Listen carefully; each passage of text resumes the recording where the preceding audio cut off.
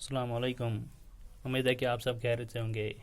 आज का जो टॉपिक है 10th स्टैंडर्ड के लिए हिस्ट्री का, वो है पोस्ट वार रिकवरी। इस वीडियो में हम यही पढ़ेंगे कि पोस्ट वार रिकवरी का मतलब क्या है। हेडिंग को आप समझे तो ये क्या बता रही है हेडिंग, मतलब लड़ाई के बाद में किस तरह से चीज़ें रिकवर हुई है, हेडिंग यही बता रही है। लास्ट वीडियो में हमने पढ़ा था वार टाइम ट्रांसफॉर्मेशन के बारे में, कैसी चीज़ें लड़ाई के टाइम पीरियड में वार टाइम जो था उस समय में कैसी चीज़ें बदली। ये सारी चीज़ें हमने लास्ट वीडियो में डिस्कस किए। तो मैंने आपको बताया था उस समय वर्ल्ड वार कौन कौन लड़ रहा था। एक तरफ अलाइड पावर्स थे और दूसरी तरफ सेंट्रल पावर्स थे। फिर इसके बाद में हमने पढ़ा कि कैसे इंडस्ट्रियल नेचर चेंज होता जा रहा था। फिर हमने ये भी पढ़ा कि इकोनॉमिक पावर भी शिफ्ट हो रहा था। कैसे? Because US was emerging at that period. उस समय यूएस जो था ये इकोनॉमिकली ग्रो होता जा रहा था। ये सारी चीज़ें जो बहुत इंपॉर्टेंट थे, ये हमने पिछले वीडियो में डिस्कस किए थे। अब इनमें से जो लास्ट टॉपिक जो हमने पढ़ा था, इनमें से कुछ कंसेप्ट्स आपको जहन में रखना है, तब जाके हम आगे बढ़ेंगे। पोस्ट वार रिकवरी के बारे में पढ़ेंगे तो इसमें क्या होता है, पोस्ट वार रिकवरी में क्या होता है, ये हम लिखेंगे। इसमें हमने देखा है change took place in pre war and post war economy. Changes took place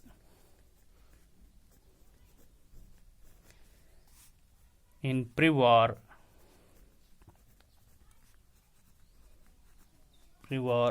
and post-war economy.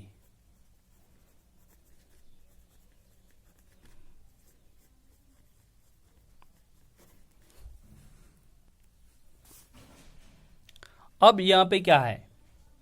प्री-वार मतलब कि लड़ाई से पहले, पोस्ट वार लड़ाई के बाद में, और इन दोनों के बीच में एक टाइम पीरियड है। वो कौन सा है जिसको हम बताते हैं? ये इंटर वार इकोनॉमी है, जो कि हमने लास्ट वीडियो में भी पढ़ा था, जो कि ब्रॉड हेडिंग एक्चुअली थी इंटर वार इकोनॉमी। वो प्री वार पीरियड और पोस्ट वार पीरियड के बीच में एक टाइम आता है, तो उसको हम बोलते हैं इंटर वार इकोनॉमी, जो कि ब्रॉड हेडिंग भी थी। इस टॉपिक में हमें इन तीनों टाइम पीरियड्स को ध्यान में रखना है। प्री वार पीरियड क्या रहा था, पोस्ट वार पीरियड क्या रहा था, और इंटर वार इकोनॉमी में क्या हो रहा था। इसमें हमने पढ़ा कि पहले ब्रिटेन की पोजीशन किस तरह से चेंज हुई थी over the period of time. फिर हमने देखा कि वार का इकोनॉमी पे क्या इम्पैक्ट हुआ था। इकोनॉमी की बात करें तो एग्रीकल्चर इकोनॉमीज जो थी उन पे क्या इम्पैक्ट हुआ। तो तीनों मेन टॉपिक्स हम पढ़ने वाले हैं। बहुत अच्छे टॉपिक्स हैं, इम्पॉर्टेंट हैं। तो स्टार्ट हम यहाँ पे करते हैं कि ब्रिटेन की जो पोजीशन थी प्री वार से पहले, वो कैसी थी। Britain position, Britain position. तो इसमें हम देखते हैं ब्रिटेन की अगर बात करें, ब्रिटेन की पोजीशन की अगर बात करें हम, तो प्री वार पीरियड में लड़ाई से पहले ब्रिटेन की क्या पोजीशन थी। तो लड़ाई से पहले ब्रिटेन की ये पोजीशन थी कि ब्रिटेन एक ऐसी कंट्री थी जो बहुत ज़्यादा पावरफुल था, क्योंकि ब्रिटेन का वर्ल्ड वाइड ट्रेड चल रहा था। ब्रिटेन के पास बहुत सारे रिसोर्सेज थे। ये हम कब की बात कर रहे हैं? ये हम प्री वार पीरियड की बात कर रहे हैं। इसमें प्री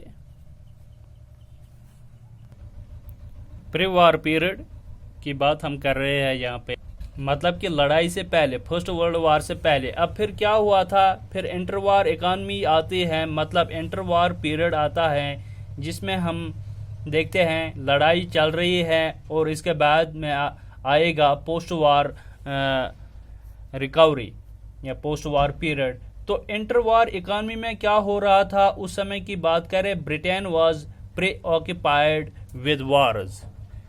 इंटर वार इकॉनमी की जब हम बात करते हैं, प्री वार का हमने देखा कि प्री वार में ब्रिटेन की जो इकॉनमी थी ये बहुत अच्छी थी, स्ट्रांग थी। तो इसके बाद आता है इंटर वार इकॉनमी। इंटर वार इकॉनमी में क्या रहा था, क्या पोजीशन रही थी ब्रिटेन की, वो ये हम पहले डिस्कस करेंगे।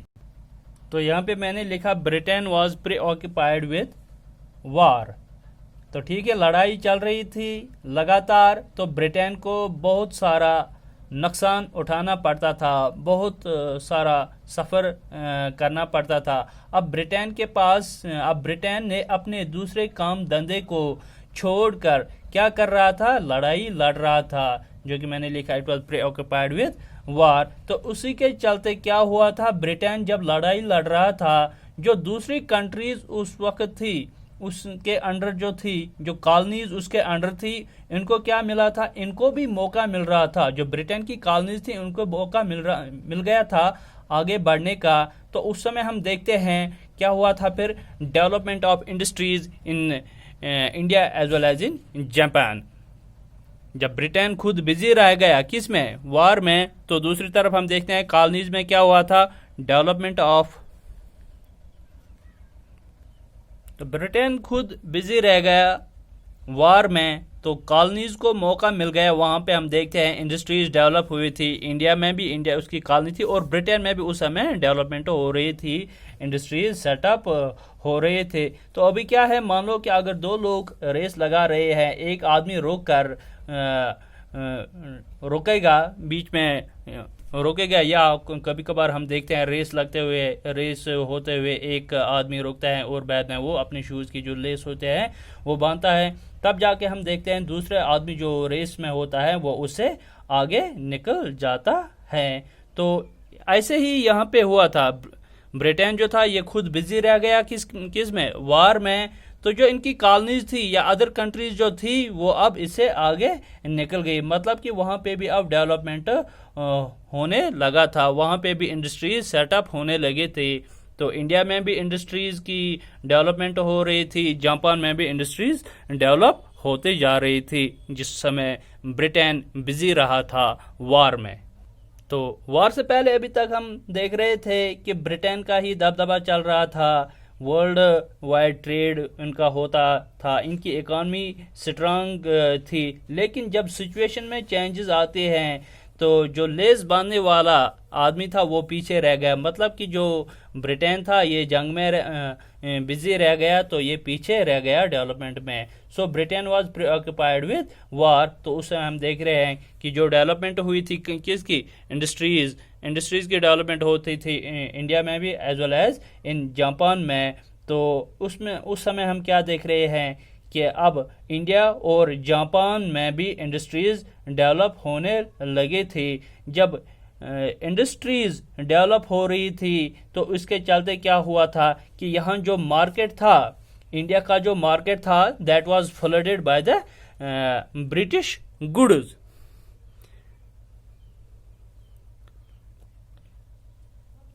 तो इंडियन मार्केट को किसने कैप्चर करके रखा था, ब्रिटिश इंडस्ट्रीज ने इंडियन मार्केट को कैप्चर करके रखा था। लेकिन जब ब्रिटिश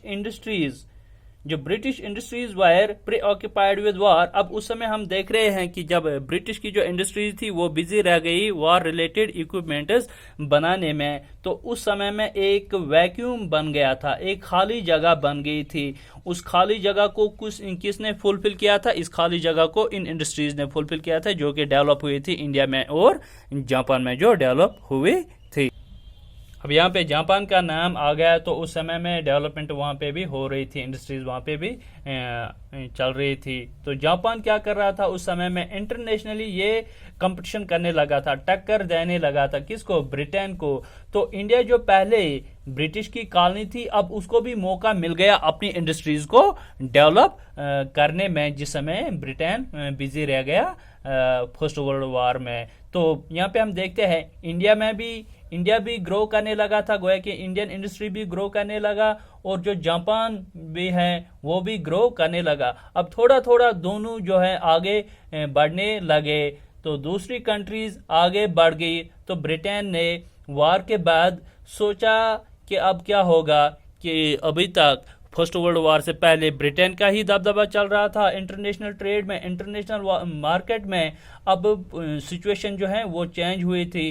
पोस्ट वार पीरियड में अगर ब्रिटेन ने सोचा होगा कि मैं खुद अब रिकैप्चर करूंगा इस मार्केट को जहां पे दबदबा चल रहा था किसका, ब्रिटेन का, तो लेकिन अब ऐसा नहीं होगा, क्योंकि अब इंडस्ट्रीज डेवलप हुई थी इंडिया में भी, जापान में भी। इंडियन इंडस्ट्री थोड़े बहुत मजबूत हो गई थी। Now British could never recapture the old position. अब ब्रिटिश ये सोच रहे हैं कि अब हम फिर से रिकैप्चर करेंगे, अपनी ओल्ड पोजीशन पे जाने की कोशिश करेंगे, लेकिन अब ऐसा नहीं होगा। ब्रिटिश कुड नेवर, तो यहाँ पे मैंने लिखा Britain could never recapture the old position. अब ये रिकैप्चर नहीं कर सकता अपनी ओल्ड पोजीशन को, जो कि ये पहले इंटरनेशनल मार्केट में इन्हीं का दबदबा चल रहा था, इनकी इकोनॉमी स्ट्रांग थी। अब ये सोच रहा था कि हम फिर से उस पोजीशन को रिकैप्चर करेंगे, लेकिन अब ऐसा नहीं होगा। Now Britain had borrowed from US. अब क्या हो गया कि यहाँ तक आपको समझ में आ गया कि कल तक जो लोन्स प्रोवाइड कर रहे थे, जो ब्रिटेन की जो इकोनॉमी स्ट्रांग थी, अब यही ब्रिटेन अब लोन्स ले रहे थे। ब्रिटेन बारो कर रहा था किससे, अब यूएस से।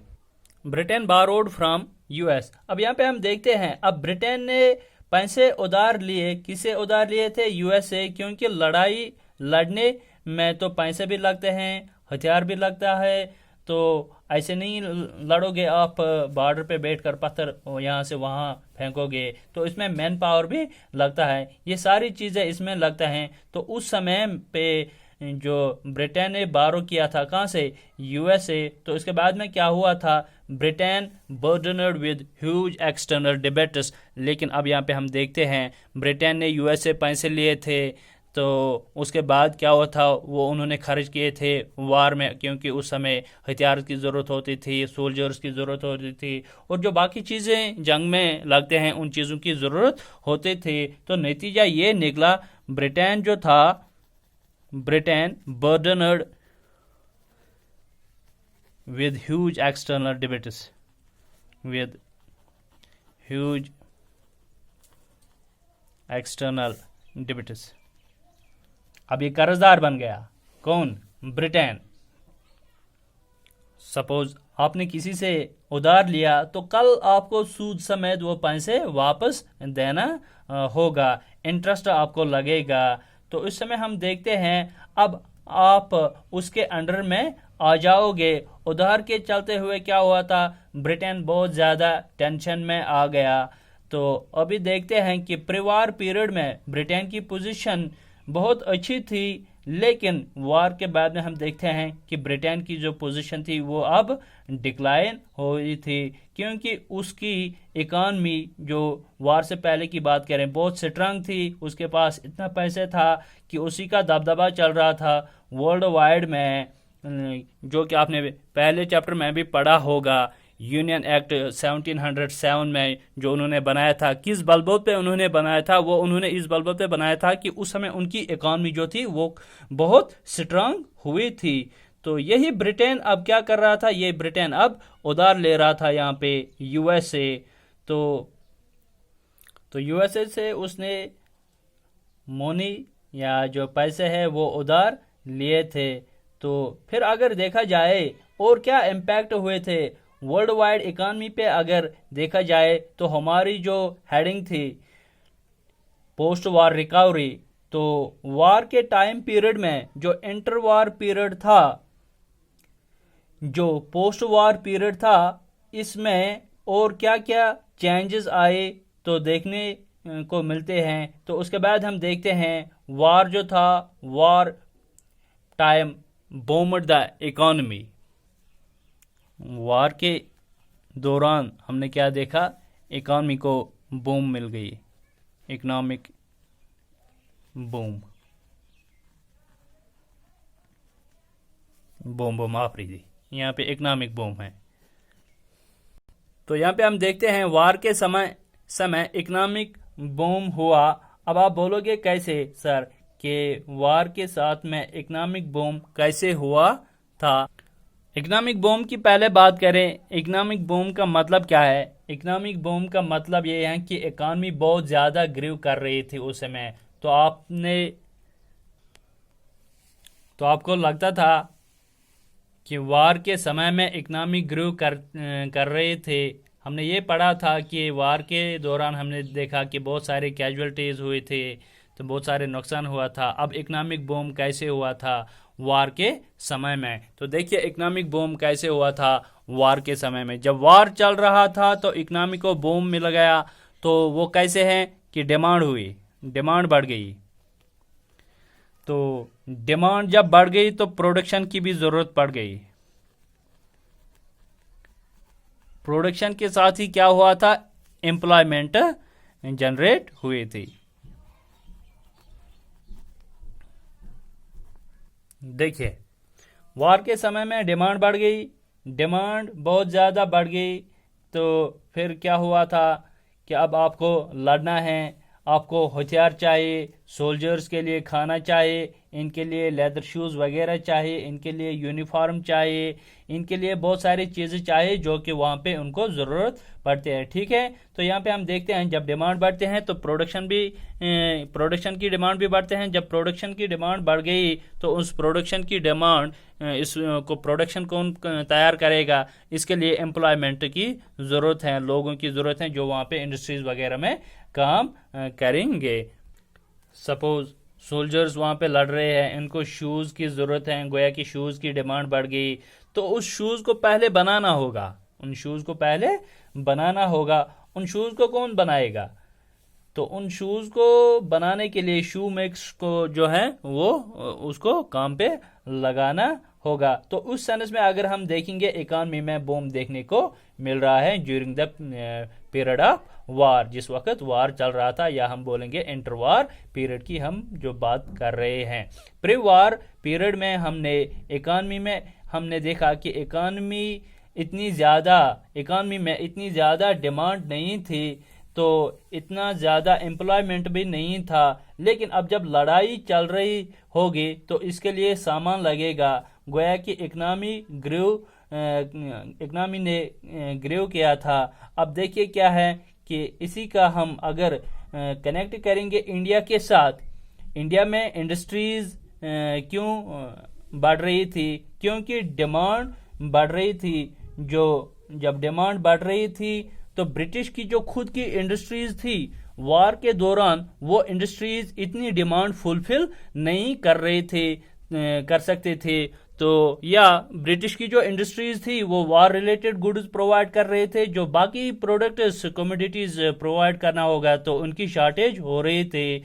तो यहाँ पे हम देखते हैं देयरफॉर तो उन्होंने क्या किया था, तो जिस समय ब्रिटिश इंडस्ट्रीज बिजी थे वार रिलेटेड इक्विपमेंट्स बनाने में, तो वो डिमांड्स फुलफिल नहीं कर सकते थे, सेटिस्फाई नहीं कर पाते थे। तो therefore they demanded more industries to be engaged in war related production. तब जाके उन्होंने ये डिमांड भी बताई कि यहाँ पे बहुत सारे इंडस्ट्रीज की ज़रूरत होगी जो कि वार रिलेटेड इक्विपमेंट्स प्रोवाइड करेंगे। तो उसके चलते क्या हुआ था कि इंडिया की जो इंडस्ट्रीज थी वार रिलेटेड गुड्स बना कर बेच रहे थे। तो ये सारा कारण था वार के टाइम पर इकनॉमी को बूस्ट देखने को मिला था। लेकिन अब अगर आगे देखा जाए, जब ये वार बूम, इकोनॉमिक बूम जो ख़त्म हुआ था, तो बाद में क्या हुआ था, when the war boom period ended, इसके बाद हम देखते हैं अब वार कंटिन्यू नहीं रहा, वार तो सिर्फ 4 साल तक रह गया। जिन इन 4 सालों में इंडस्ट्रीज को भी बूम मिल गया, इकॉनमी को भी बूम मिल गया। व्हेन वार बूम एंडेड, अब ये फर्स्ट वर्ल्ड वार ख़त्म हुआ था 1918 में। अब जो इकनॉमिक बूम था, जो वार के दौरान इनको बूम मिल गया था, वो अब ख़त्म हुआ था, वार बूम एंडेड। तो अब क्या हुआ था, अब एक ऐसा समय आ गया, तो इस समय में हम देखते हैं लड़ाई ख़त्म हो गई। तो फिर हम उन लेदर शूज़ या यूनिफॉर्म को बनाने की ज़रूरत नहीं है। अब तो लड़ाई ख़त्म हो गई। जो डिमांड क्रिएट हुई थी, कब? जो डिमांड वार के टाइम पीरियड में क्रिएट हुई थी, वो डिमांड भी अब ख़त्म हो गई थी जब ये वार बूम जो है ये ख़त्म हुआ था। तो फिर क्या हुआ था? जो प्रोडक्शन थी वो कंसंट्रेटेड हो गई और बाद में हम देखते हैं अनएम्प्लॉयमेंट बढ़ गई। जब वॉर बूम पीरियड एंडेड तो उसके बाद हम देखते हैं जो प्रोडक्शन थी, production contracted, production contracted and unemployment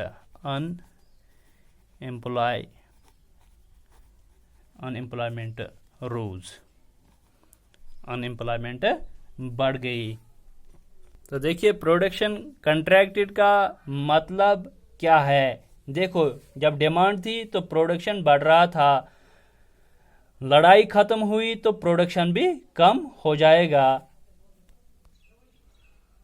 जब प्रोडक्शन कम हो जाएगा तो उस समय जो आपने लोगों को काम पे रखा होगा इंडस्ट्रीज में, फैक्ट्रीज में, तो अब यहाँ पे हम देखते हैं प्रोडक्शन की ज़रूरत नहीं है, अब नहीं प्रोड्यूस करना है, तो उन लोगों को आप फैक्ट्री से वापस भेजते हो, कहा उन लोगों को आप गुड बाय करते हो, कहा कि वार भी ख़त्म हो गया, अब प्रोडक्शन की कोई ज़रूरत नहीं है, तो आप लोग यहाँ पे बैठे बैठे क्या करोगे, तो आप जो है वापस चले जाओ। तो उस समय हम देखते हैं अनएम्प्लॉयमेंट बढ़ती है। जितने लोगों को आपने पहले काम पे रखा है तो प्रोडक्शन के लिए, अब उनको आप गुड बाय बोलते हो। अगर बाद में आप उनको बोलते हैं अगर लड़ाई फिर से हो गई तो तब आपको फिर से आना होगा। तो ये सब हम देखते हैं कि जो वहाँ पे फैक्ट्रीज में काम कर रहे थे, इंडस्ट्रीज में काम कर रहे थे, तो उन लोगों को वहाँ से निकाला गया। तो नतीजा ये निकला, अनएम्प्लॉयमेंट जो है उस समय बढ़ गई थी। तो जब अनएम्प्लॉयमेंट बढ़ गई तो इकोनॉमिक टेंशन भी डेवलप हो गया सोसाइटी में। फिर इसके बाद में क्या हुआ था, जो गवर्नमेंट थी, government also reduced expenditure, government also reduced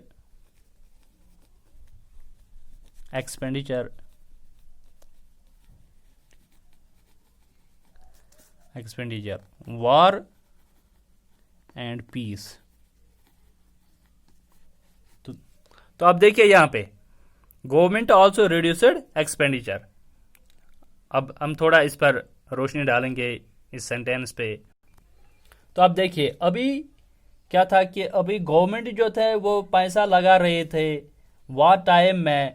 जो ये चीज़ें हम पढ़ रहे थे पोस्ट वार पीरियड के, कि वार ख़त्म होने के बाद किस तरह से प्रोडक्शन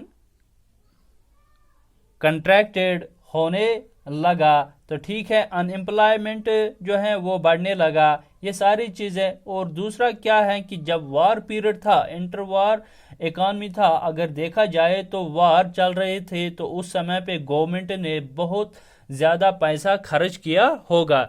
लेकिन अब गवर्नमेंट खर्च नहीं करेगी। क्यों? कब? जब वार ख़त्म हो जाएगा, क्योंकि अब गवर्नमेंट को खर्च करने की ज़रूरत नहीं थी। तो उस टाइम में जो रेवेन्यू बनता था, तो पीस टाइम में जो रेवेन्यू रहता था, मतलब जब शांति चल रही है तो गवर्नमेंट को इतना सारा हथियार बनाने की कोई ज़रूरत नहीं है। लेकिन अगर लड़ाई चल रही हो तो गवर्नमेंट को हथियार बनाने में बहुत ज़्यादा पैसा लग रहा था। तो वही होता है कि पोस्ट वार पीरियड में क्या हुआ था कि government also reduced expenditure on war, government also reduced expenditure on war. तो उन्होंने रिड्यूस किया था, जो ये एक्सपेंडिचर करते थे ये उन्होंने रिड्यूस किया था वार में भी। और जो पीस टाइम में भी हम देखते हैं तो पीस टाइम में उन्होंने क्या किया था, तो यहाँ पे हम देखते हैं कि वार टाइम में आप ज़्यादा पैसे खर्च करोगे, आर्म्स बनाने में, न्यूक्लियर या वेपन्स बनाने में। तो पीस टाइम में आप जो ये पैसे थे किसी दूसरे सेक्टर में खर्च करोगे। जब गवर्नमेंट ने अपने खर्चे कम किए थे तो फिर हम देखते हैं वही दिक्कत है कि इकॉनमी, जो पूरी इकॉनमी में हम देखते हैं पैसा आना बंद होता है जब गवर्नमेंट पैसे खर्च नहीं करते हैं। तो जब पैसे सर्कुलेट होते हैं तो तब जाके हम देखते हैं इकॉनमी जो है वो ग्रीव होती है, वो दिन ब दिन बढ़ती जा रही है। तो अब इस सेंस में देखा जाए तो इकॉनमी में टेंशन डेवलप होने लगे थे। ठीक हमने यहाँ तक पढ़ लिया था। आई होप कि यहाँ तक आपको समझ में आया होगा कि थोड़ा सा अब हम रिकॉल करेंगे कि ब्रिटेन की जो पोजीशन किस तरीके से चेंज हुई थी। इसके बाद हमने क्या देखा कि किस तरीके से इकोनॉमिक सिचुएशन की बात करें तो देखते हैं कि वो किस तरह से चेंज हुई थी। उसमें हम देखते हैं वार टाइम जो है इंडस्ट्रीज को बूम मिल गया था। तो उसके बाद जब ये वार बूम ख़त्म हुआ तो दोनों में आपने देखा किस तरह से चीज़ें जो हैं वो बदलते हैं। तो ठीक है, अनएम्प्लॉयमेंट के मामले में, प्रोडक्शन के मामले में या गवर्नमेंट के एक्सपेंडिचर के मामले में फिर अगर देखा जाएगा, इसके बाद आता है crisis over agricultural economies. Crisis over agricultural economies. तो आई होप यहाँ तक आपको समझ में आया होगा। तो इसे आगे हम नेक्स्ट वीडियो में पढ़ेंगे। टॉपिक जो है ये लेंथी है तो इसका सेकंड पार्ट आप ज़रूर पढ़ना, तब जाके आपको पूरा ये समझ में आएगा।